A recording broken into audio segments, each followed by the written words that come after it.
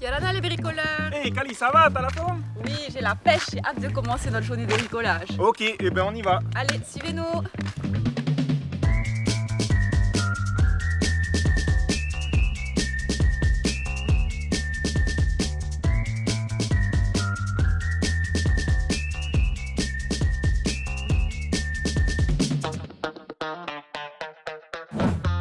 Allez, aujourd'hui, nous allons faire les finitions de la partie supérieure de nos plots en béton. Vous vous souvenez, on avait laissé volontairement un espace entre la base de la platine et le haut du plot, avec de petites cales en bois. Et bien maintenant que tout est monté, nous allons faire une pente pour éviter les eaux stagnantes.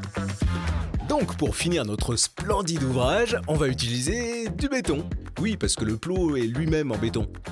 Et qu'il nous en reste du béton. Ça tombe bien, non ? On commence par donner la forme grossière à l'aide d'une taloche. Puis on mouille la truelle pour lisser le béton et obtenir ainsi une finition impeccable. Et voilà le travail. Allez, ce petit détail réglé, on revient à notre plancher et à la pose des fameuses plaques en fibrociment. Ok, là on est en train de poser le fibro pour le parquet 20 mm. Hein? C'est 20 mm le fibro, l'épaisseur. On commence par poser les plaques entières, puis celles qui nécessitent une découpe. On trace une encoche à la hauteur du poteau du portique, puis on découpe au disque diamant.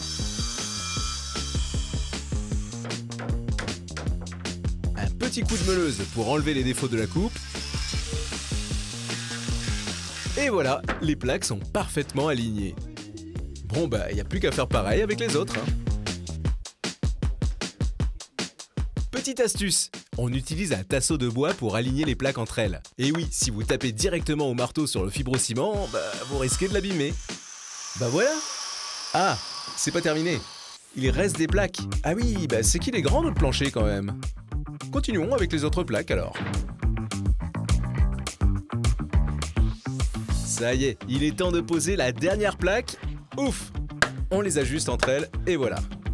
Allez, passons maintenant à la fixation de nos plaques. On trace une ligne à l'aplomb des solives. Elle nous servira de repère pour percer. On utilise une première mèche à béton de 4 à 5 mm. Puis, on fraise avec une seconde mèche un peu plus grande pour que la tête de la vis soit à fleur de la plaque de fibrociment.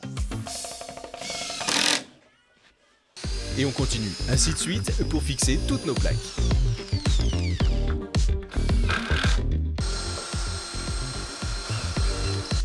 Le fibrociment a plein d'avantages. Il est ignifuge, insonore, thermoisolant, résistant au choc, anti-thermite et même étanche à l'humidité. Parfait quoi!